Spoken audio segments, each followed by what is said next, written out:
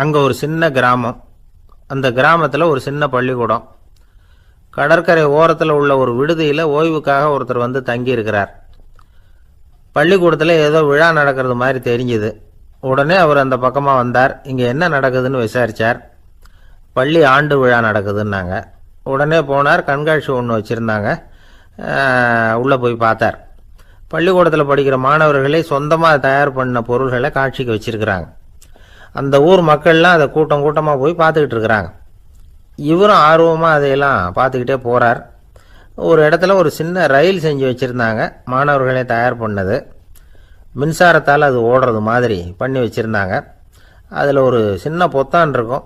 அதை அமுக்குனா ரயில் ஓடும், சுற்றி சுற்றி வரும். மாணவர்கள் எதிரில் நின்று அதுக்கு விளக்கம் கொடுத்துக்கிட்டு இருக்கிறாங்க. இவர் அதை கவனித்தார்.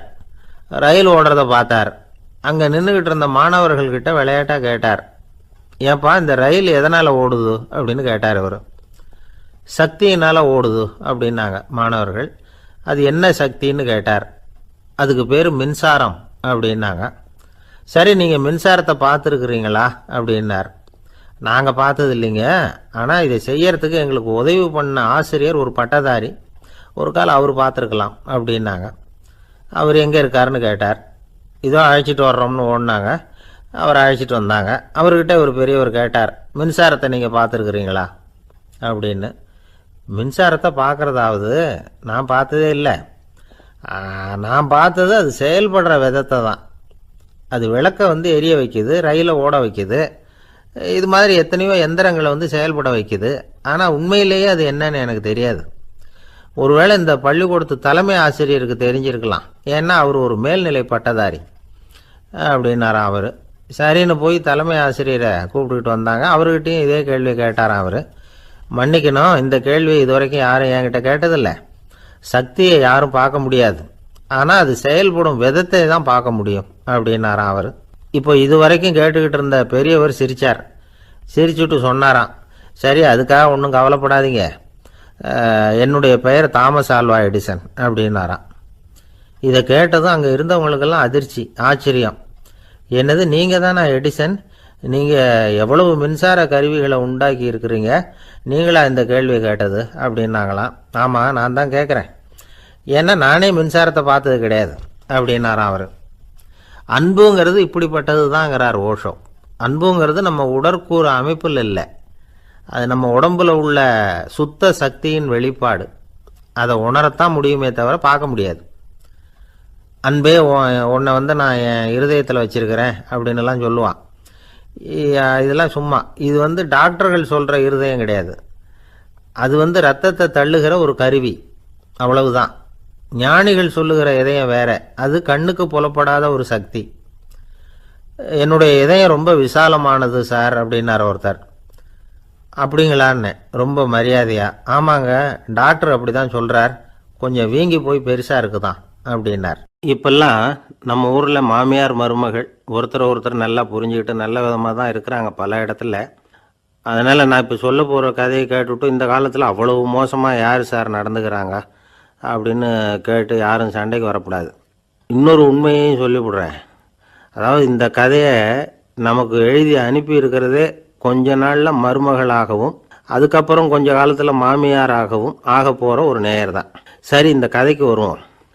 அதாவது ஒரு சின்ன குடும்பம், அந்த வீட்டில் மாமியார் ஆட்சி, அவங்க வச்சது தான் சட்டம். பிள்ளையாண்டான் எப்படின்னா அம்மா சொல்கிறதையும் கேட்டுக்குவான், மனைவி சொல்கிறதையும் கேட்டுக்குவான், நமக்கு என்னத்துக்கு வம்புங்கிற டைப்பு. மருமகள் பேரில் குறை கண்டுபிடிக்கிறதுலேயே அந்த மாமியாருக்கு ஒரு சுவாரஸ்யம்.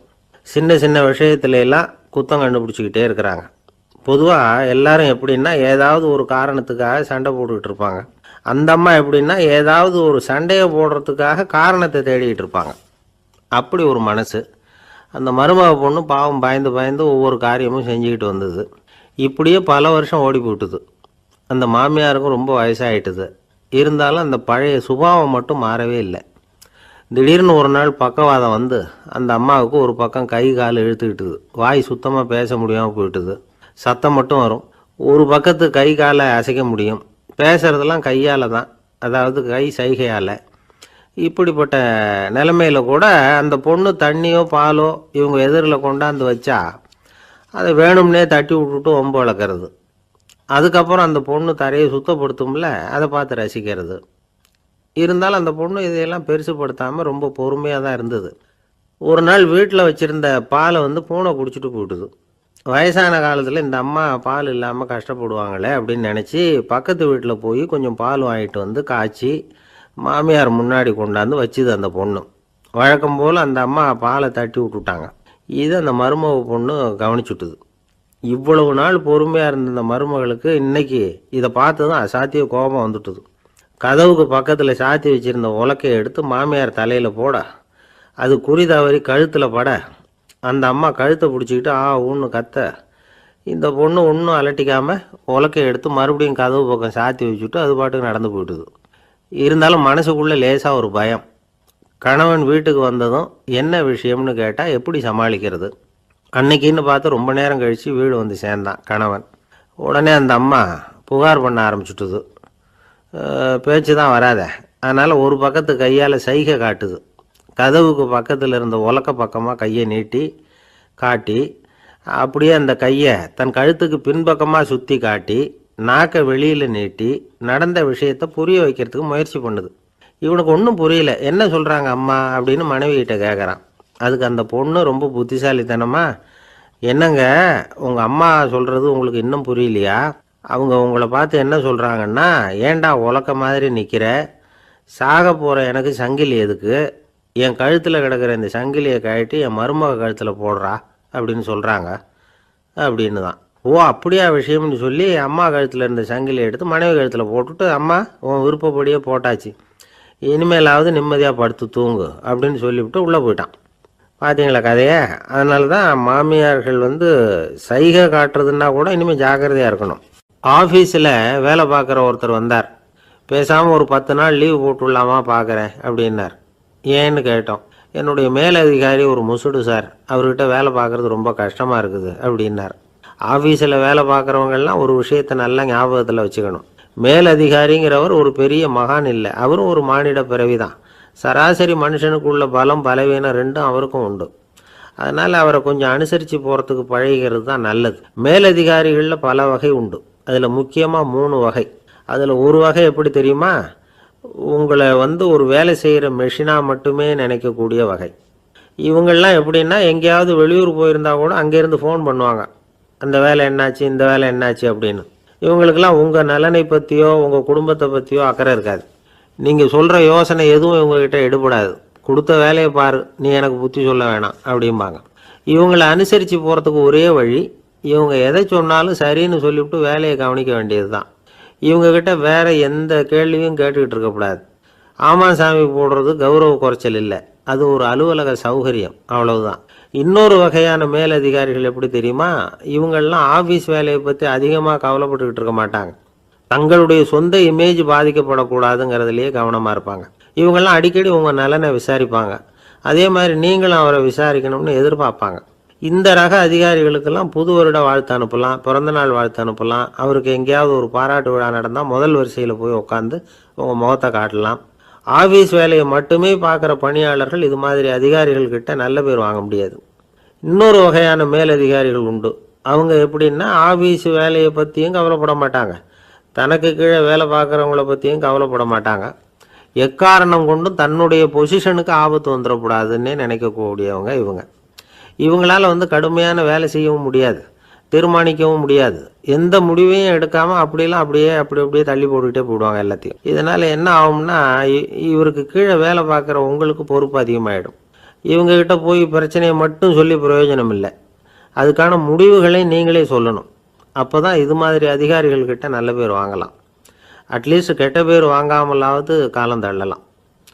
ஆஃபீஸில் வேலை பார்க்குறவங்க முக்கியமாக சில விஷயங்களை ஞாபகத்தில் வச்சுக்கணும். ஆஃபீஸில் நடக்கிற நல்லது கெட்டது எதுவாக இருந்தாலும் உடனடியாக மேலதிகாரிகிட்ட தெரிவிக்கிறது நல்லது. 3வது மனிதர் மூலமாக அதை அவர் தெரிஞ்சுக்கிறது அவ்வளவு நல்லதில்லை. எந்த மேல் அதிகாரியுமே தான் இந்த சர்பாஸ் செய்யப்படுறத விரும்புறதில்லை. அதனால் அவருக்கு தெரியாமல் மேலிடத்துக்கு மணி எழுதி போடக்கூடாது. அப்படி எழுதி போடுறவங்க சில பேர் இருக்கிறாங்க. நீங்களும் உங்கள் மேலதிகாரியும் தொழில் ரீதியாக ஒரே படிப்பு படித்தவராக இருக்கலாம். அப்படி இருந்ததுன்னா அட்ஜஸ்ட் பண்ணி போகிறது கொஞ்சம் கஷ்டம்தான். இதை மனசில் வச்சுக்கிட்டு நடந்துக்கணும். உங்களுக்கும் அவருக்கும் அபிப்பிராய பேதமா, அது அவருக்கும் உங்களுக்கும் உள்ள தனிப்பட்ட பிரச்சனை. அதை விளம்பரப்படுத்திகிட்டு இருக்கக்கூடாது. அது அவருடைய கோபத்தை கிளறும். உங்கள் மேலதிகாரி உங்கள் கூட படித்தவராக இருக்கலாம். அதுக்காக அவர் எல்லாருக்கும் முன்னாடி அடைய கிச்சாமி எப்படிறா இருக்க அப்படின்லாம் கேட்டுக்கிட்டு இருக்கக்கூடாது. பொதுவாக யாரும் அதை விரும்புறதில்லை. இவ்வளவையும் உங்கள் மனசில் வச்சுக்கிட்டு கொஞ்சம் சாமர்த்தியமாக நடந்துக்கிட்டிங்கன்னா ஆஃபீஸ் உங்களுக்கு அவஸ்தையாக இருக்காது, ஆனந்தமாக இருக்கும். ஒரு மேலதிகாரி தன்கிட்ட வேலை பார்க்குற ஒருத்தரை பற்றி ரொம்ப பெருமையாக சொன்னாராம். எங்கள் ஆஃபீஸில் எவ்வளவோ பேர் வேலை பார்க்குறாங்க, எல்லாரும் தினமும் ஏதாவது பிரச்சனைகளை சொல்லிகிட்டு இருப்பாங்க. ஆனால் இவர் ஒருத்தர் மட்டும்தான் இது வரைக்கும் என்கிட்ட எந்த பிரச்சனையும் சொன்னதே இல்லை. அவர் பாட்டுக்கு வருவார், வேலை பார்ப்பார், போயிடுவார் அப்படின்னாராம். நான் உடனே அவ்வளவு பெருமைக்குரிய அந்த ஊழியரை பார்த்து கேட்டேன், ஏன்பா உன்னுடைய மேலதிகாரிகிட்ட நீ எந்த பிரச்சனையும் கொண்டுகிட்டு போகிறதே இல்லையாமே அப்படின்னு கேட்டேன். அதுக்கு அவர் சொல்கிறாரு, ஆமாங்க, அது ஏன்னா அவரால் எந்த பிரச்சனையுமே தீர்க்க முடியாதுங்கிறது எனக்கு நல்லா தெரியும், அதனால் அப்படி செய்கிறேன், வேற ஒன்றும் இல்லை அப்படின்னார் ரொம்ப பொறுமையாக. ஒரு ஊரில் ஒருத்தர் இருந்தான். ஒரு நாள் காலையில் எழுந்திரிச்சான். ஒரு 10 ரூபாய் எடுத்து சட்டை பையில் வச்சுக்கிட்டான். கடை தெருவுக்கு புறப்பட்டான். காய்கறி வாங்குறதுக்காக அவன் போகிறான். காய்கறி சந்தைக்கு போய் சேர்ந்தான். கத்திரிக்காய் 4 கிலோ கொடுங்கன்னா கொடுத்தாங்க. காசு கொடுக்கறதுக்காக சட்டை பையில் கையை விட்டான். பணத்தை காணும். 10 ரூபாய் சட்டை பையில் வச்சுக்கிட்டு தான் வந்தான். அது இப்போ அங்கே இல்லை. வழியில் எங்கேயும் அது விழுந்துட்டு போட்டுருக்கு. அல்லது யாராவது திருடர்கள் தெரியாமல் அதை எடுத்துக்கிட்டு போட்டாங்களா என்னன்னு தெரியல. எப்படியோ 10 ரூபாய் அவன் இழந்துட்டான். கையில் காசு இல்லை. அதனால் கத்திரிக்காயை திருப்பி கொடுத்துட்டு கவலையோடு வீட்டுக்கு திரும்பி வந்தான். அதையே நினச்சிக்கிட்டு இருந்தான். அவனுக்கு துக்கம் அதிகமாக போச்சு. அழ ஆரம்பிச்சிட்டான். காய்கறிகள் வாங்கிட்டு ஆனந்தமாக சமைச்சு சாப்பிட்லாம்னு நினச்சோம், அது முடியாமல் போச்சேங்கிற கவலை அவனுக்கு. அதனால் அதை மறக்கவே முடியல. இது நடந்து கொஞ்ச நாள் ஆச்சு. அதே மனுஷன் இன்னொரு நாள் அதே மாதிரி புறப்பட்டான். பணத்தை எடுத்து பையில் வச்சுக்கிட்டான். காய்கறி சந்தையை நோக்கி போய்கிட்டு இருக்கிறான். இப்போ வழியில் ஒரு ஏழை பையனை பார்த்தான். தம்பி எங்கே போகிற அப்படின்னு கேட்டான். ஐயா பள்ளிக்கூடத்துக்கு போய்கிட்டுருக்கிறேன்னா அவன். சரி, அதுக்கே எவ்வளவு கவலையோடு போய்கிட்டுருக்கிற அப்படின்னு விசாரித்தான் அவன். ஐயா நான் ரொம்ப ஏழை, வீட்டில் வசதி இல்லை, பரீட்சைக்கு பணம் கட்டணும், இன்றைக்கி கடைசி நாள், என்ன செய்கிறதுன்னு தெரியலன்னா. இவன் பார்த்தான். தாங்கிட்ட இருக்கிற பணத்தை எடுத்து அந்த பையன்கிட்ட கொடுத்தான். இதை வச்சுக்கோ, உடனே பணத்தை கட்டு, நல்லா படி, பரீட்சை எழுது அப்படின்னு சொல்லிவிட்டு திரும்பி வந்துட்டான். வெறுங்கையோடு திரும்பி வந்தோம். வீட்டில் கேட்குறாங்க, எங்கே காய்கறின்னு வழக்கம் போல் கேட்டாங்க. இவன் நடந்ததை சொன்னான். இப்போ வீட்டில் இருந்தவங்க அவங்ககிட்ட ஒரு கேள்வி கேட்டாங்க. ஏங்க இதே மாதிரி முன்னாடி ஒரு தடவை காய்கறி வாங்க போய் வெறுங்கையோடு திரும்பி வந்தீங்க, இப்போவும் வெறுங்கையோடு தான் திரும்பி வந்திருக்கிறீங்க, ஆனால் முன்னாடி வந்தப்போ வருத்தமாக இருந்தீங்க, இப்போ உங்கள் முகத்தில் வருத்தம் தெரியலையே அப்படின்னு கேட்டிருக்கிறான். அதாவது வீட்டில் இருக்கிறவங்க கேட்டாங்களாம். இப்போ அந்த மனுஷன் யோசிக்க ஆரம்பித்தானான், இந்த 2 நிகழ்வுகளுக்கு என்ன வித்தியாசம்? போன தடவை அவன் பணத்தை இழந்தான், இந்த தடவை அவன் பணத்தை இழந்திருக்கிறான். போன தடவை யாரோ திருடிட்டு போயிட்டாங்க, இந்த தடவை அவனாவே ஒரு பையன் பேரில் இறக்கப்பட்டு எடுத்து கொடுத்துருக்குறான். அன்னைக்கு பணம் போயிட்டுதேன்னு வருத்தமாக இருந்தது, இன்றைக்கி பணம் போனாலும் மனசுக்கு மகிழ்ச்சியாக இருக்குது, நிறைவாக இருக்குது. கொஞ்சம் யோசிச்சு பாருங்கள். பணத்தை இழந்தது மகிழ்ச்சிக்கோ வருத்தத்துக்கோ காரணமாக இருக்க முடியாது. அப்படின்னா வேற எது காரணம்? அன்றைக்கு பணத்தை இழந்துட்டேன்னு அழுதான், இன்றைக்கு பணத்தை இழந்தாலும் மகிழ்ச்சியாக இருக்கிறான்.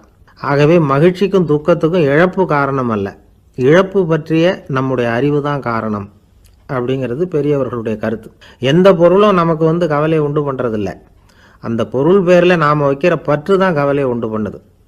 பொருள்கள் நம்ம விட்டுட்டு போயிட்டா நாம் அழுதுகிட்டு இருக்கிறோம், நாமே அதுகளை விட்டுட்டு வந்துட்டா மகிழ்ச்சியாக இருக்கிறோம். இந்த உண்மையை புரிஞ்சுக்கிட்டு நம்முடைய வாழ்க்கையை நல்ல விதமாக அமைச்சிக்கணும்.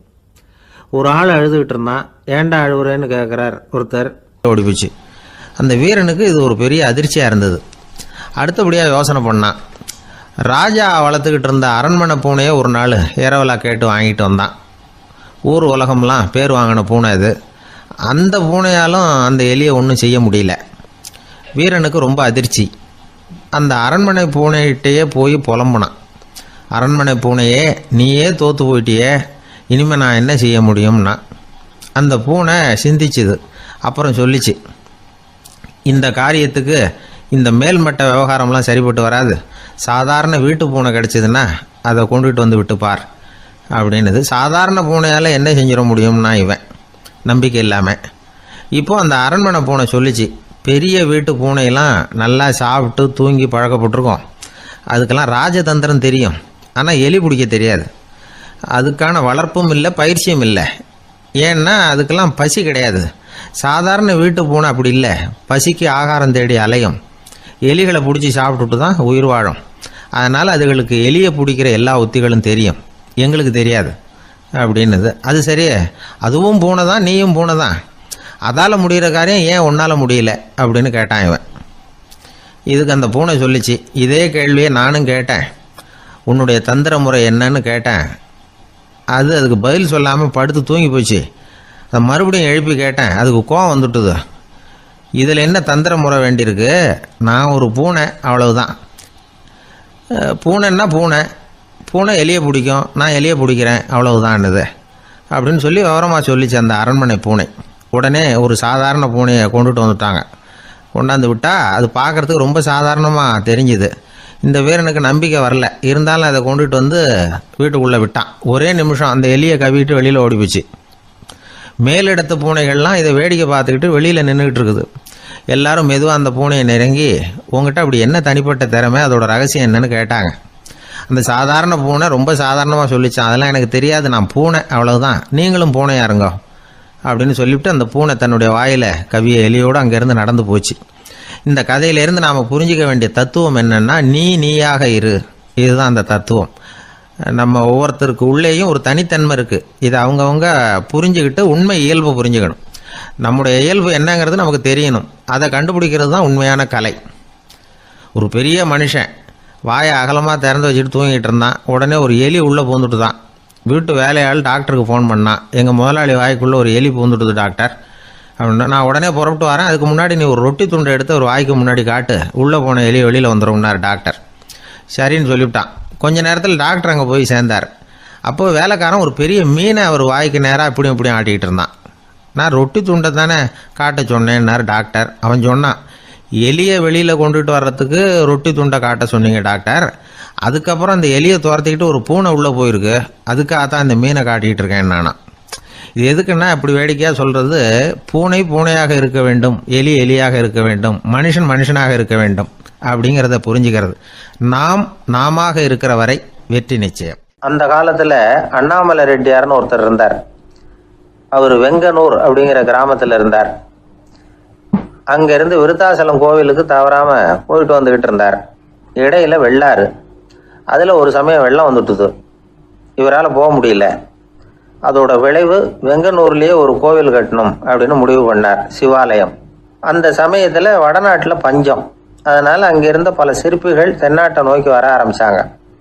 அவங்க வெங்கனூர் வழியாக வர்றது தெரிஞ்சதும் இவர் போய் பார்த்தார். இங்கே ஒரு கோவில் கட்டணும், அதுக்கு நீங்கள் உதவணும்னார். பஞ்ச காலத்தில் இப்படி ஒரு வாய்ப்பு கிடைச்சதில் அவங்களுக்கும் ரொம்ப மகிழ்ச்சி. உற்சாகத்தோடு ஒத்துக்கிட்டாங்க. ஆலய திருப்பணி ஆரம்பமாச்சு. அவங்களுக்கு வேண்டிய எல்லா வசதிகளையும் இவர் செஞ்சு கொடுத்தார். அவங்களுக்கு எந்த குறையும் இல்லாமல் பார்த்துக்கிட்டார். அது மட்டும் இல்லை, ஒவ்வொரு நாளும் அங்கே வருவார். உங்களுக்கு என்ன வேணும், எது வேணும்னு கேட்பார். ஏதாவது குறை இருந்தால் சொல்லுவாங்க, உடனே தீர்த்து வைப்பார். இவரும் கேட்பார், எந்த குறையாக இருந்தாலும் என்கிட்ட சொல்லுங்க அப்படின்னு சொல்லுவார். அதை தவிர இவராகவே கவனிச்சும் அவங்களுக்கு என்னென்ன தேவைங்கிறத கண்டுபிடிச்சி அதையெல்லாம் கொடுத்துக்கிட்டு இருப்பார். என்ன தேவைன்னாலும் அதை நிறைவேற்றி வச்சுருவார். அந்த சிற்பிகளின் தலைவன் ஒருத்தன், அந்த ஆளுக்கு வெத்தலை பாக்கு போடுறது பழக்கம். இதை தெரிஞ்சுக்கிட்டு அதுக்காகவே ஒரு ஆளை ஏற்பாடு பண்ணார். வேணுங்கிற போலாம் நீ வெத்தலை சிவல் மடித்து கொடுக்க வேண்டியது உன் வேலை அப்படின்னு ஒருத்தனை ஏற்பாடு பண்ணிட்டார். இப்படியெல்லாம் செஞ்சதும் அவங்களுக்கும் ரொம்ப உற்சாகம். ரொம்ப பொறுப்பாக சிற்ப வேலைகளை செஞ்சுக்கிட்டு இருக்கிறாங்க. ஒரு நாள் என்னாச்சு தெரியுமா, அந்த சிற்பிகளின் தலைவன் ரொம்ப நுணுக்கமாக ஒரு வேலையை செஞ்சுக்கிட்டு இருக்கிறான். சாரம் போட்டு அது மேலே படுத்துக்கிட்டு அண்ணாந்து பார்த்து உச்சியில் நுணுக்கமான சிற்பங்களை உருவாக்கிக்கிட்டு இருக்கான். சிற்பியின் கவனம் செதறப்படாதுங்கிறதுனால இவர் மெதுவாக சத்தம் போடாமல் கிட்ட போய் நின்று அதை கவனிச்சுக்கிட்டு இருக்கிறார். அந்த சிற்பி வழக்கம் போல் வெத்தலை பாக்குக்காக இடது கையை கீழே நீட்டினான். அந்த சமயம் பார்த்து அவருக்கு தாம்பூலம் கொடுக்குறவன் அங்கே இல்லை, எங்கேயோ போயிருக்கிறான். அண்ணாமலை ரெட்டியார் என்ன பண்ணார் தெரியுமா, தனக்காக கொடுக்கப்பட்ட தாம்பூலத்தை வாங்கி சிற்பியின் கையில் கொடுக்குறார். அவன் வாங்கி போட்டுக்கிட்டான். இது என்ன இன்னைக்கு வெத்தலை சீவல் வேற மாதிரி இருக்குது, வாசனை தாம்பூலமாக இருக்குது அப்படின்னு யோசனை பண்ணிட்டு கீழே திரும்பி பார்க்குறார். பார்த்தா ரெட்டியார் மறுபடியும் சிற்பி கை நீட்டும் பொழுது கொடுக்கறதுக்காக தாம்பூலத்தை மடித்து வாங்கி வச்சுக்கிட்டு தயாராக நிற்கிறார். சிற்பிக்கு அதிர்ச்சி. உடனே பொத்துன்னு கீழே குதிச்சான். ஐயா, என்ன இது நீங்களா அப்படின்னா. இவர் சொன்னார், நான் ஒன்றும் தப்பு பண்ணலையே, உன்னுடைய கை புண்ணியம் செஞ்ச கை, கோயில் கட்டுற கை, அந்த கைக்கு தாம்பூலம் கொடுக்கறதுல என்ன தப்பு அப்படின்னாராம். ஏற்கனவே பஞ்சத்தில் அடிபட்டு வந்த எங்களை நீங்கள் ஆதரிச்சதே பெரிய விஷயம். இந்த செயல் என்னை ஒரு பெரிய கடனாளி ஆக்கிவிட்டுது. ஐயா, எங்களுக்கு உணவு உடை இதை மட்டும் நீங்கள் கொடுத்தா போதும், ஊதியம்னு எதுவும் வாங்க மாட்டோம் அப்படின்னு நானும். அந்த சிற்பி எவ்வளோ வற்புறுத்தியும் எதுவும் வாங்கிக்கலையாம். இந்த செய்தியை தமிழ் தாத்தா டாக்டர் ஊவேசா சொல்லியிருக்கிறார். அந்த காலத்தில் எப்படிப்பட்டவங்கெல்லாம் வாழ்ந்துருக்கிறாங்க பாருங்க. இந்த காலத்தில் ஒருத்தர் கோவில் கட்டினார், வேலை செய்கிற எல்லாருக்கும் சாப்பாடு போடுவார், சிற்ப வேலை செஞ்சுட்டு சாப்பிட வர்ற ஒவ்வொருத்தர் கையையும் அன்பாக பிடிச்சி முத்தம் கொடுத்து உள்ளே அனுப்புவார். அந்த கைகளுக்கு நீங்கள் கொடுக்குற மரியாதையா அது அப்படின்னு கேட்டாங்க. அது இல்லைங்க, ஏற்கனவே முதல் பந்தியில் சாப்பிட வந்தவன் மறுபடியும் வர்றானான்னு கண்டுபிடிக்கிறதுக்காக கையை பிடிச்சி மோந்து பார்க்குறேன் அப்படின்னாராம் அவர். பிரம்மத்தை அறிந்தவன் பிரம்மமாகிறான் அப்படின்னு ஒரு பெரியவர் பேசினார் ஒரு கோவில்ல. தைத்திரிய உபனிஷத்து அப்படி சொல்லுதான். இதை கேட்கும் பொழுது நமக்கு ஒரு சந்தேகம் வரும். அது எப்படி? பிரம்மத்தை அறிந்தவன் பிரம்மம் ஆகிறான்னா, சிங்கத்தை அறிந்தவன் சிங்கம் ஆகிறானா, தோசையை அறிந்தவன் தோசை ஆகிறானா? இப்படிப்பட்ட சந்தேகம் நமக்கு வர்றதுல ஒன்றும் ஆச்சரியம் இல்லை, இது இயற்கை. இதுக்கும் அந்த பெரியவரே பதில் சொல்றார். சிங்கம் வேற, நாம வேற. அதனால சிங்கத்தை அறிந்தவன் சிங்கம் ஆக மாட்டான். ஆனா பிரம்மம் வேற, நாம வேற இல்லை. அதனால பிரம்மத்தை அறிந்தவன் பிரம்மம் ஆகிறான் அப்படிங்கிறது அவரோட விளக்கம். மனிதன் அவன்தான் தான் பிரம்மங்கிறது தெரியாதனால தான் அதை வேற எங்கேயோ தேடிட்டு இருக்கிறான். கடைசியில் அது தான் தாங்கிறது புரிஞ்சுக்கிற பொழுது அவன் பிரம்மம் ஆயிடுறான். இதை விளக்கறதுக்கு ஒரு உபநிஷத்து கதையே இருக்கு. நமக்கு தெரிஞ்ச கதை தான், ஆனால் அதை வேற விதமான அர்த்தத்துல விளையாட்டா சொல்லிட்டு இருக்கிறோம். ஒரு சமயம் ஒரு 10 நண்பர்கள் ஒரு காட்டு வழியா போயிட்டு இருக்கிறாங்க. குறுக்க ஒரு நதி, அதை கடந்து அடுத்த பக்கம் போகணும். எல்லாரும் ஒரு வழியா கடந்து அடுத்த கரைக்கு போய் சேர்ந்துட்டாங்க. அங்க போய் சேர்ந்ததுக்கு அப்புறம் எல்லாரும் பத்திரமா சேர்ந்துட்டோமா அப்படின்னு தெரிஞ்சுக்கிறதுக்காக எண்ணி பார்க்கறான் அந்த கூட்டத்து தலைவன். அவங்க மொத்தம் 10 பேர். ஆனா அவன் எண்ணி பார்க்கறப்போ 9 தான் வருது. ஏன்னா அவன் தன்னை விட்டுட்டான். எதிரில் நிக்கிறவங்கள மட்டுமே எண்றான். ஐயோ 10வது ஆள் எங்கேங்கிறான், பதறான். சரி நீ இரு, நான் எண்ணி பார்க்கறேன்னு சொல்லிவிட்டு இன்னொருத்தன் என்றான். அவனும் தன்னை விட்டுட்டு என்றான். 9 தான் வருது. எல்லாரும் கொய்யோ முறையோன்னு கத்த ஆரம்பிச்சிட்டாங்க. அந்த சமயத்துல ஒரு பெரியவர் அந்த பக்கமா வர்றாரு. என்ன விஷயம்னு விசாரிக்கிறார். 10வது ஆளை 6 அடிச்சுட்டு போட்டுது அப்படின்னு சொல்லி இவங்க அழறாங்க. சரி அழாதீங்க அப்படின்னு சொல்லி அந்த தலைவனை பார்த்து இப்படி வாங்குறார், வர்றான். இப்போ எனக்கு முன்னாடி ஒரு தரம் எண்ணு பார்க்கலாம்ங்கிறார். 1 2 3ன்னு ஆரம்பிச்சு 9ல் முடிக்கிறான். உடனே பெரியவர் நீ தான் அந்த 10வது ஆள் அப்படிங்கிறார். இது உண்மை. நாம தான் அது. நாம தான் நம்மளை வேற எங்கேயோ தேடிட்டு இருக்கிறோம். நாம எங்கேயோ தேடிட்டு இருக்கிறோமே, அந்த பிரம்மம் நாம தான். இப்படி ஒரு பெரிய உண்மையை விளக்கறதுக்காக தான் அப்படி ஒரு கதை சொல்லப்பட்டது. ஆனா அதை நாம வேற விதமா வேடிக்கையா உபயோகப்படுத்திட்டு இருக்கிறோம். எப்படி தெரியுமா? ஒரு ஆத்தங்கரையில ஒரு 10 பேர் மூழ்கிக்கிட்டே நின்றுட்டு இருந்தாங்களாம். அந்த பக்கமா வந்த ஒருத்தன் ஏன் இப்படி மூழ்கிக்கிட்டு நிக்கிறீங்கன்னு கேட்டிருக்கிறான். எங்களுக்கு நீச்சல் தெரியாது, நாங்கெல்லாம் அடுத்த கரைக்கு போய் சேரணும் அப்படின்னு நாங்களாம். சரி நான் கொண்டுட்டு போய் விடுறேன். எல்லாரும் அக்கறைக்கு போய் சேர்ந்த உடனே ஆளுக்கு ₹1 வீதமா மொத்தம் ₹10 எனக்கு கொடுக்கணும் அப்படின்னு இருக்கான் இவன். சரின்னு ஒத்துக்கிட்டாங்க. இவன் ஒவ்வொருத்தரா கையை பிடிச்சி மெதுவா ஆத்துல இறக்கி அழைச்சிட்டு போயிட்டான். 9 பேரை கரை சேர்த்துட்டான். 10வது ஆள் பாதி ஆத்துல போயிட்டு இருக்கிறப்ப திடீர்னு வெள்ளம் வந்துட்டுது. புடி நழுவி போச்சு. கையை விட்டுட்டான். வெள்ளம் அடிச்சுட்டு போட்டுது. அழைச்சிட்டு வந்தவன் நீச்சல் அடிச்சு தடுமாறி கரைக்கு சேர்ந்துட்டான். கரையில இருந்தவங்களுக்கு இந்த விஷயம் தெரியாது. இருந்தாலும் இவன் உடம்பு பூரா நனைஞ்சி கொஞ்சம் அதிகமாக மூச்சு வாங்க நின்றுக்கிட்டு இருந்தானா, ஏங்க ஏன் இப்படி மூச்சு வாங்குது, என்ன விஷயம் அப்படின்னு கேட்டாங்களாம். அதுக்கு இவன் கொஞ்சமா அலட்டிக்காம சொன்னானா, வேற ஒண்ணும் இல்லை, நீங்க கொடுக்க வேண்டிய ₹10ல் ₹1 குறைஞ்சி போச்சு, அவ்வளவுதான் அப்படின்னானா. ஒரு ஆளு ராமகிருஷ்ணரை தேடி வந்தான். அவன் கையில 1000 பொற்காசுகள் வச்சிருந்தான். அதை அவர்கிட்ட கொடுத்து இதை ஏத்துக்கணும் அப்படின்னு ரொம்ப பணிவா கேட்டுக்கிட்டான். அவரு பார்த்தார், இது எனக்கு தேவையில்லை, ஆனாலும் உன்னுடைய மனசை புண்படுத்துறதுக்கு நான் விரும்பலை, அதனால நீ கொடுக்கறத வாங்கிக்கிறேன்னார். வாங்கிக்கிட்டார். அப்புறம் கேட்டார், இதை பாரு, இனிமே இதெல்லாம் என்னுடைய இது தானே அப்படின்னார். ஆமா, அதெல்லாம் நான் உங்களுக்கே கொடுத்துட்டேன் அவன். சரி, இப்போ நீ எனக்காக ஒரு காரியம் பண்ணணும்னார். என்ன செய்யணும்னு சொல்லுங்கன்னா, இந்த நாணயங்களை எல்லாம் எடுத்துக்கிட்டு போய் கங்கை நதியில் எரிஞ்சுட்டு வா அப்படின்னார். இவனுக்கு அதிர்ச்சியாக போச்சு. என்ன பண்ணுறது, இனிமேல் அது முடியாதுன்னு சொல்ல முடியாது. ஏன்னா அந்த நாணயங்களையெல்லாம் அவருக்கே கொடுத்துட்டான். இனிமேல் அதெல்லாம் இவனுடையது இல்லை. பேசாமல் அவ்வளவே அள்ளிக்கிட்டு ஆத்தங்கரைக்கு போனான். போனவன் ரொம்ப நேரம் திரும்பியே வரல. ராமகிருஷ்ணருக்கு சந்தேகம், என்ன ஆச்சு அந்த மனுஷனுக்கு, காசுகளோடு அந்த கங்கையில் குதிச்சுட்டானா, போகும்பொழுதே ஒரு மாதிரியாக தான் போனான், போய் என்னன்னு பார்த்துட்டு வாங்க அப்படின்னார். அங்கே இருந்த ஒருத்தர் ஓடி போய் பார்த்தார். அவர் போய் பார்க்கும்பொழுது அவன் அங்கேயே இருந்தான். அதுக்கப்புறம் அவர் திரும்பி வந்தார். வந்து விவரத்தை சொன்னார். அதாவது அவன் கங்கை கரையில் உட்காந்துக்கிட்டு ஒவ்வொரு நாணயமாக 1 2ன்னு எண்ணி எண்ணி வீசிக்கிட்டு இருக்கிறான். அவனை சுற்றி ஒரு கும்பல் நின்றுக்கிட்டு அவனை தடுத்துக்கிட்டு இருக்குது அப்படின்னு விவரத்தை சொன்னார் போயிட்டு வந்தவர். இதை கேட்டதும் ராமகிருஷ்ணரே புறப்பட்டு அங்கே போனாராம். என்ன இப்படி பண்ணிகிட்டு இருக்கிற, நான் உன்னை அந்த நாணயங்களை கங்கையில் வீசி எறிய சொன்னேன், நீ ஏன் அதை எண்ணிக்கிட்டு இருக்கிற அப்படின்னார். பழக்கம்தான் காரணம், நான் ஒவ்வொரு நாளும் ஒவ்வொன்றா சேமித்து வச்சேன். இன்றைக்கி என்கிட்ட நிறைய இருக்குது, உங்களுக்கு ஒரு 1000 நாணயங்களை கொடுக்கணுங்கிறது என்னோட ஆசை அப்படின்னா. இப்போ ராமகிருஷ்ணர் சொன்னார், ஒரே நேரத்தில் எல்லாத்தையும் சம்பாதிச்சிருந்தா நீ எண்ணுறது பொருத்தமாக இருக்கும். எல்லாத்தையும் இழக்கும்போது ஒவ்வொன்றா எண்ணிக்கிட்டு இழக்கிறதுங்கிறது சரியான செயல் இல்லை. அதனால் ஒரே தடவையாக எல்லாத்தையும் தூக்கி எறிஞ்சிடும் அப்படின்னார். இது இழப்பது அப்படிங்கிற ஒரு உயர்ந்த நிலை. இதை நாம் யதார்த்த வாழ்க்கையில் சம்மந்தப்படுத்தி பார்த்து குழப்பிக்கிட்டு இருக்கக்கூடாது. இழக்கிறேன்னு சொல்லிக்கிட்டு இருக்கிற காசையெல்லாம் ஆற்றுலையும் குளத்துலையும் கொண்டு போய் எரிஞ்சுட்டு வாங்க அப்படின்னு உபதேசம் பண்ணுறதாக யாரும் நினச்சிடக்கூடாது.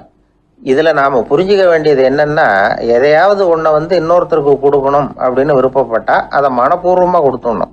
கொடுத்துட்டு அதையே நினச்சிக்கிட்டு இருக்கக்கூடாது. நம்மால் ஒருத்தர் ஒரு 100 ரூபா நோட்டை தன்னுடைய நண்பர் ஒருத்தர்கிட்ட கொடுத்து, இது உனக்கு தான் வச்சுக்கோ அப்படின்னார். அவர் பார்த்தார், இது இனிமேல் எனக்கு தானே சொந்தம் அப்படின்னார். ஆமான்னார் அவர். அப்படின்னா எனக்காக நீ ஒரு உதவி செய்யணும்னார். சொல்லுங்கள் செய்கிறீங்களே, அது எப்படின்னு கேட்டேன். அது ஒன்றும் பெரிய விஷயம் இல்லை சார். பெண்களுக்குன்னு சில உருக்கமான காட்சிகள், இளைஞர்களுக்குன்னு சில நடனங்கள், அடிதடி காட்சிகள், அப்புறம் வயசானவங்களுக்குன்னு சில ஆன்மீக காட்சிகள், சின்ன பிள்ளைங்களுக்கு சிரிப்பு, இப்படி எல்லாமும் சேர்த்து நான் படம் எடுக்கிறேன். மசாலா படம்னு பேர். இது ரொம்ப பெருசாக இல்லைன்னாலும் ஓரளவுக்கு சுமாராக ஓடிடும், கையை கடிக்காது அப்படின்னார். இது ஒரு உத்தி. சில பத்திரிகை ஆசிரியர்களும் இந்த உத்தியை கையாளுறது உண்டு. இந்த உத்திக்கு பார்னம் உத்தி அப்படின்னு பேர். பார்னம் எஃபெக்ட் அப்படின்னு சொல்லுவாங்க. அதாவது ஃபீனியஸ் டி பார்னம் அப்படின்னு ஒருத்தர் அமெரிக்காவில் இருந்தாராம். அதாவது 19ஆம் நூற்றாண்டில் அமெரிக்காவில் கொடிகட்டி பறந்த ஒரு சர்க்கஸ் நிறுவனத்தின் அதிபர் அவர். இந்த உலகத்தில் ஒவ்வொரு நிமிஷமும் ஒரு ஏமாளி பறந்துக்கிட்டே இருக்கிறான் அப்படிங்கிறது அவருடைய சித்தாந்தம். ஒவ்வொருத்தரையும் திருப்திப்படுத்துகிற அளவுக்கு அம்சங்களை கொஞ்சம் கொஞ்சமாக கலந்து கேளிக்கை நிகழ்ச்சிகளை நடத்தினது தான் அவருடைய மகத்தான வெற்றிக்கு காரணம். அதனால் அந்த உத்தியை யார் கடைப்பிடிச்சாலும் சரி, அதுக்கு பார்னம் உத்தி அப்படின்னு பேர் வந்துட்டுது. ஜோசியம் சொல்கிறவங்களுக்கும் இந்த உத்தி தான் கை கொடுக்குது. ஒரு விஷயத்தை ஒருத்தருடைய கோள் நிலைகள் அல்லது கையெழுத்து நிரூபிக்கிறதாக அவர்கிட்ட சொன்னால் அதை அவர் நம்பிவிடுவார். ஆனால் அந்த விஷயம் நல்லதாக இருக்கணும், நேர்மையானதாக இருக்கணும், அதாவது பாசிட்டிவாக இருக்கணும். 8ஆம் இடத்துல குரு, 9ஆம் இடத்துல சனி, நீங்கள் ஒரு பெரிய மேதை தான் அப்படின்னு சொல்லுவாங்க. கேட்குறவங்களுக்கு அதை மறுக்கிறதுக்கு மனசு வராது.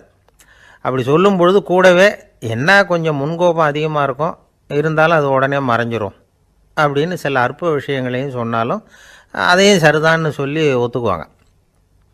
ஆளுமையை எடை போடுகிற ஒரு நிறுவப்பட்ட உத்தியின் மூலமாக தன்னுடைய குணாதிசயங்கள் கண்டுபிடிக்கப்பட்டதாக அவர் நம்புறது தான் இதுக்கு காரணம். இந்த மாதம் பணத்தட்டுப்பாடு கொஞ்சம் இருக்கும், உடம்புல ஏதாவது கொஞ்சம் அசௌகரியம் இருக்கும், வீட்டுக்குள்ளே லேசாக மனஸ்தாபம் வரலாம், இது மாதிரி பொதுப்படையாக சிலதை சொன்னாலே போதும், மக்களை நம்ப வச்சுடலாம். இதெல்லாம் நமக்கு மட்டும்தான் ஏற்படுது அப்படின்னு சொல்லி அவங்க நினைக்கிறது தான் காரணம். இதுதான் பார்னம் உத்திங்கிறது. மனிதர்கள் பாராட்டுக்களை விரும்புகிறதும் விமர்சனங்களை வெறுக்கிறதும் பார்னம் உத்தியின் அடுத்த கூறு. அதனால் ஒருத்தருக்கு ஜோசியம் சொன்னாலும் சரி, அவருடைய ஆளுமையை மதிப்பிடுறதாக இருந்தாலும் சரி, அவரை புகழற மாதிரி இருந்தாலும் சரி, அப்படி இருந்தால் தான் அது சரியாக இருக்கும். சாதகமான விஷயங்களை அதிகமாகவும் பாதகமான விஷயங்களை நாசூக்காகவும் சொன்னால் மக்கள் அதை நம்பிவிடுவாங்க. ஒருத்தரை கருமின்னு சொன்னால் ஏற்றுக்க மாட்டார். அதையே கொஞ்சம் மாற்றி நீங்கள் கொஞ்சம் சிக்கனமான ஆசாமி அப்படின்னு சொன்னால் நீங்கள் சொல்கிறது சரிதான் சார் அப்படிம்பார். நீங்கள் பெரிய செலவாளி தான், இருந்தாலும் நல்ல விஷயங்களுக்கு தான் செலவழிப்பீங்க அப்படின்னு சொல்லணும். இப்படி இந்த வாரணம் உத்தியை கடைபிடிச்சி இன்றைக்கி வெற்றிகரமாக காலம் தள்ளுறவங்க நிறைய பேர் இருக்கிறாங்க. இந்த உலகத்தில் ஒவ்வொரு நிமிஷமும் ஒரு ஏமாளி பறந்துக்கிட்டே இருக்கிறான் அப்படிங்கிறது தான் ஃபீனியஸ் பார்னம் அவர்களுடைய நம்பிக்கை.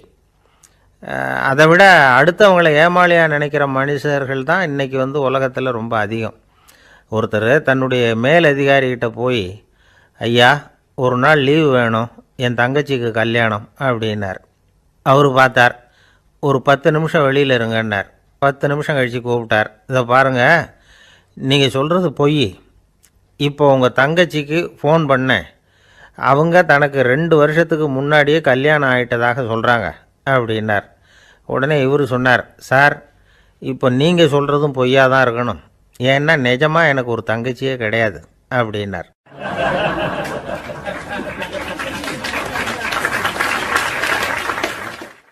திருநெல்வேலி மாவட்டத்தில் கோவில்பட்டிக்கு பக்கத்தில் உள்ள ஊர் கடம்பூர். காமராசர் முதலமைச்சராக இருந்த காலம். கடம்பூரில் ஒரு பள்ளி சீரமைப்பு மாநாடு நடக்குது. அந்த பக்கத்தில் உள்ள பள்ளிக்கூடம்லாம் அதில் கலந்துக்குது. கண்காட்சி வேற, ஊர் பூரா விழா கோலம். மறுநாள் மாநாடு நடக்க போகுது.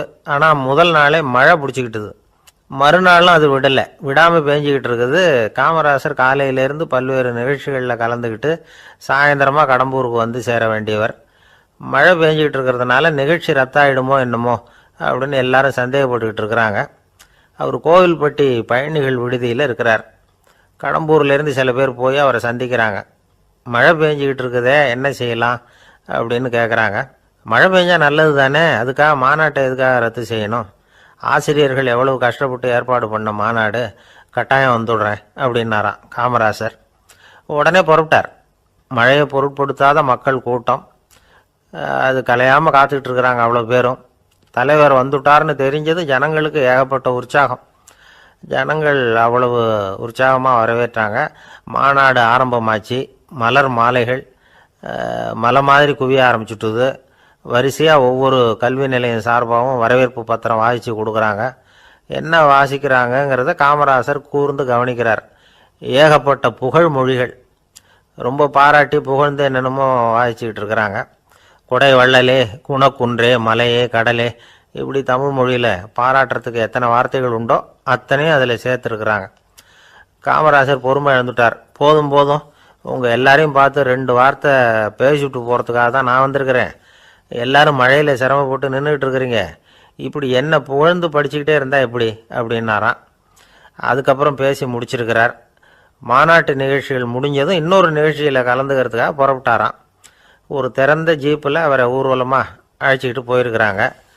தெருவில் 2 பக்கமும் ஏகப்பட்ட கூட்டம். அங்கங்கே ஜீப்பை நிறுத்தி ரோஜா மாலை, ஜருக மாலை இப்படி போட்டுக்கிட்டே இருக்கிறாங்க. அதையெல்லாம் அப்படி அப்படியே வாங்கி அங்கங்கே நின்றுக்கிட்டு இருந்த குழந்தைகள்கிட்டையும் தாய்மார்கள்கிட்டையும் கொடுத்துக்கிட்டே போகிறார். அந்த சமயத்தில் கூட்டத்துக்கு அப்பால் ஒரு பெரியவர் கையில் ஒரு மல்லிகை சரத்தோடு நின்றுட்டு இருக்கிறார். அவரால் முண்டி அடிச்சுக்கிட்டு முன்னால் வர முடியல. காமராசர் இதை கவனிக்கிறார். அவ்வளவுதான், உடனே நிறுத்தப்பா வண்டியை அப்படிங்கிறார். ஜீப்பு நிற்கிது. டிரைவரை பார்த்து, அதோ பார், அங்கே ஒருத்தர் நிற்கிறார் பார், அவரை இங்கே அழைச்சிட்டு வா அப்படின்னாராம். கூட்டம் வழி விடுது. அந்த பெரியவரை கிட்டத்தில் அழைச்சிட்டு வர்றாங்க. காமராசர் அவரை பார்த்து, வாங்க வாங்க, நல்லா இருக்கீங்களா அப்படின்னு சத்தம் போட்டு உற்சாகமாக விசாரிக்கிறாராம். பெரியவர் கண்களில் கண்ணீர், பேச்சு வரல. மல்லிகை சரத்தை அவருக்கு போடுறார். கொஞ்ச நேரம் அவர்கிட்ட பொறுமையாக பேசிக்கிட்டு இருந்துட்டு அவரை அனுப்பி வைக்கிறார் காமராசர். பெரியவர் போனதுக்கு அப்புறம் காமராசர் பக்கத்தில் இருந்தவங்க கிட்ட சொல்கிறார் அந்த பெரியவரை பற்றி. அந்த காலத்தில் ரொம்ப கஷ்டப்பட்டவர் இவர், ஜெயிலுக்கு போனவர் அப்படின்னு ரொம்ப உருக்கமாக நெகிழ்ந்து போய் சொல்கிறார். இதில் ஒரு விஷயத்தை கவனிங்க. தன்னை புகழ்ந்து படிக்கப்பட்ட வாழ்த்து மடலை படிக்க வேணாம்னு தடுத்து நிறுத்தினார். எங்கேயோ ஒரு மூலையில் கையில் ஒரு 4 முழம் மல்லிகை சரத்தோடு ஒதுங்கி நின்றுக்கிட்டு இருந்த அந்த தொண்டரை அவ்வளவு பெரிய கூட்டத்துக்கு நடுவுலையும் தேடி கண்டுபிடிச்சி கிட்டத்தில் கூப்பிட்டு அவர் கொடுத்த அன்பு மாலையை வாங்கி கழுத்தில் போட்டுக்கிட்டார். அதுதான் காமராசர். தோல்விகள் கூட அவரை கொஞ்சம் கூட பாதித்ததில்லை. ஒரு பொது தேர்தலில் அவர் தோற்று போகிறார். தொண்டர்கள்லாம் அழறாங்க. அதில் ஒருத்தர் மெதுவாக காமராசர்கிட்ட போய், என்ன தலைவரே, நீங்கள் கூட தோற்று போயிட்டீங்களே அப்படின்னு கலக்கமாக சொல்லியிருக்கிறார். அதுக்கு காமராசர், நான் கூட தோற்று போகிறதுக்கு பேர் தான்ப்பா ஜனநாயகம் அப்படின்னாராம். ஒரே ஒரு ஊர், அந்த ஊருக்கு பேர் கொடையாளிப்பட்டி. அந்த பேருக்கு தகுந்த மாதிரி தான் அந்த ஊர் மக்களும். யார் வந்து என்ன கேட்டாலும் இல்லைன்னு சொல்லாமல் கொடுப்பாங்க. கொடையாளிகள் நிறைந்த ஊர். இனாமா மட்டும் இல்லை, கடனாகவும் பணம் கொடுப்பாங்க. யாருக்காவது அவசரமாக பணம் தேவைப்பட்டதுன்னு வச்சுக்கோங்க, அந்த ஊருக்கு போய் வாங்கிக்கலாம். பத்திரம் தேவையில்லை, சாட்சி தேவையில்லை, ஜாமீன் தேவையில்லை, எந்த உத்தரவாதமும் கேட்காம பணம் கொடுத்துருவாங்க. நம்மால் ஒருத்தனுக்கு பணம் தேவைப்பட்டது. சொந்த பந்தமெல்லாம் கேட்டு பார்த்தா யாரும் கொடுக்குற வழியாக தெரியல. எல்லாரும் அவங்கவுங்க சௌரியத்தை பார்க்குறவங்க, அடுத்தவங்க சௌரியத்தை பற்றி கவலைப்படாதவங்க. இவன் எல்லாரையும் கேட்டு பார்த்துட்டு சோர்ந்து போய் உக்காந்துட்டான். அந்த நேரம் தான் கொடையாளிப்பட்டியை பற்றி கேள்விப்பட்டான். அப்படி ஒரு ஊர் இருக்கிறது தெரிஞ்சதும் அந்த ஊருக்கு வழி கேட்டுக்கிட்டு ஒரு நாள் புறப்பட்டு போனான். வயல்காட்டு வழியாக போக வேண்டியிருந்தது. மெதுவாக நடந்து ஊர் எல்லைக்கு வந்துட்டான். 2 பக்கமும் விவசாய வேலைகள் மும்முரமாக நடந்துக்கிட்டு இருக்குது. ஏறு உழுதுகிட்டு இருக்கிறாங்க. அப்போ அங்கே ஒரு ஆளை பாம்பு கடிச்சுட்டுது. பக்கத்தில் வேலை செஞ்சுக்கிட்டு இருந்தவங்க ஓடி வந்தாங்க. அவசரமாக செய்ய வேண்டிய முதல் உதவியெல்லாம் செஞ்சு பார்த்தாங்க. பலன் இல்லை. அந்த ஆள் செத்து போட்டான். அவன் செத்து விட்டான்னு தெரிஞ்சதும் அவனை தூக்கி வரப்பு மேலே போட்டுட்டு எல்லாரும் அவங்கவுங்க வேலையை கவனிக்க ஆரம்பிச்சிட்டாங்க. அங்கே ஒரு ஆள் இவனை பார்த்து சொன்னான், ஐயா, நீங்கள் போகிற வழியில் இவன் சொந்தக்காரன், இவனுக்கு சோறு கொண்டுகிட்டு வருவான், இவன் இங்கே செத்துட்டான்னு அவங்ககிட்ட சொல்லிவிடுங்க அப்படின்னா. இவனுக்கு ரொம்ப ஆச்சரியம். என்னடா இது, பாம்பு கடிச்சுட்டுதுன்னதும் பதறி அடிச்சுக்கிட்டு ஓடி வந்தாங்க, செத்துட்டான்னதும் பேசாமல் தூக்கி போட்டுட்டு போயிட்டாங்க அப்படின்னு நினச்சிக்கிட்டே நடந்து போகிறான். எதிரில் சோறு கொண்டுக்கிட்டு ஒரு ஆள் வந்தான். இவன் விவரத்தை சொன்னான். அங்கே உங்கள் சொந்தக்காரன் பாம்பு கடிச்சு செத்து போட்டான் அப்படின்னா. அவன் கொஞ்ச நேரம் அமைதியாக நின்னான். அதுக்கப்புறமா அங்கேயே வரப்பில் உட்காந்து கொண்டுகிட்டு வந்த சோத்தை தானே சாப்பிட்டு முடித்தான். பேசாமல் எழுந்திரிச்சு திரும்பி போயிட்டான். கொஞ்சம் கூட பதறல, அழலை. இப்படியும் ஒரு ஊரா அப்படின்னு நினச்சி ஆச்சரியப்பட்டுக்கிட்டே இவன் ஊருக்குள்ளே போனான். ஒரு பெரிய மனுஷனை பார்த்து பணம் கேட்டான். அவரும் இவனோட பேரையும் ஊரையும் மட்டும் விசாரிச்சுக்கிட்டு தேவையான பணத்தை கொடுத்துட்டார். பணத்தை வாங்கிட்ட பிறகு தன்னுடைய மனசை அரிச்சிக்கிட்டு இருந்த அந்த விஷயத்தை பற்றி கேட்டான். ஐயா, வழியில் ஒருத்தன் செத்துட்டான், அவனை அப்படியே தூக்கி வரப்பில் போட்டுட்டு எல்லாரும் வயல்வெளி வேலைகளை பார்த்துக்கிட்டு இருக்கிறாங்களே அப்படின்னா. இதுக்கு அந்த பெரியவர் சொன்னார், ஆமாம், அப்படி தான் செய்வோம். வேலை முடிஞ்சு வீட்டுக்கு திரும்புகிறப்போ அவனை தூக்கிட்டு வந்து அடக்கம் பண்ணிடுவோம் அப்படின்னார். ரொம்ப ஆச்சரியமாக இருக்கே அப்படின்னா. ஏன் உங்கள் ஊரில் யாராவது செத்துட்டா என்ன பண்ணுவீங்க அப்படின்னு கேட்டார். என்ன இப்படி கேட்குறீங்க, எங்கள் ஊரில் எல்லாம் பணத்தை தூக்க விட மாட்டாங்க, ஒப்பாரி வைப்பாங்க, கட்டி புரண்டு அழுது புலம்பி தீத்துருவாங்க அப்படின்னா. இவன் பெரியவர் பார்த்தார். அவங்ககிட்ட கொடுத்த பணத்தை லபக்குன்னு பறிச்சுக்கிட்டார். திருப்பி வாங்கிட்டார். இவன் பதறி போய் நிற்கிறான். அவர் சொன்னார், பணத்தையே விட மாட்டேன்னு கட்டுப்பிடிச்சி அழுதா நான் கொடுத்த பணத்தை மட்டும் எப்படி திருப்பி கொடுக்க போகிறேன், போயிட்டு வா அப்படின்னு விரட்டி விட்டாராம். இந்த கதையை நண்பர் ஒருத்தர் சொன்னார். கதை வேடிக்கையாக தெரிஞ்சால் கூட இதில் கருத்து உண்டு. பணம் பிணம் இது ரெண்டையுமே விடுறதுக்கு அவ்வளவு சுலபமாக மனம் வர்றதில்லை. இந்த 2 விஷயங்கள்லேயும் அறிவார்ந்த செயல்பாடு தேவை. ஒரு பேருந்து மரத்தில் மோதி விட்டுது. எல்லாரும் அடிபட்டு முனைகிட்டு கிடக்கிறாங்க. டிரைவர், கண்டக்டர் இவங்களுக்கும் அடி. அவங்களும் ஒரு பக்கம் கிடக்கிறாங்க. ஒரு மூலையில் கிடக்கிற ஒருத்தன் மெதுவாக முக்கி முனகி கண்டக்டர்னு சத்தம் போடுறான். கண்டக்டர் மெதுவாக நகர்ந்து அவங்ககிட்ட போய் என்னன்னு விசாரிக்கிறார். அவன் ரொம்ப சிரமப்பட்டு வாயை திறந்து ஒரு 15 காசு சில்லற பாக்கி அப்படின்னானான். ஒரு கடற்கரை ஓரம்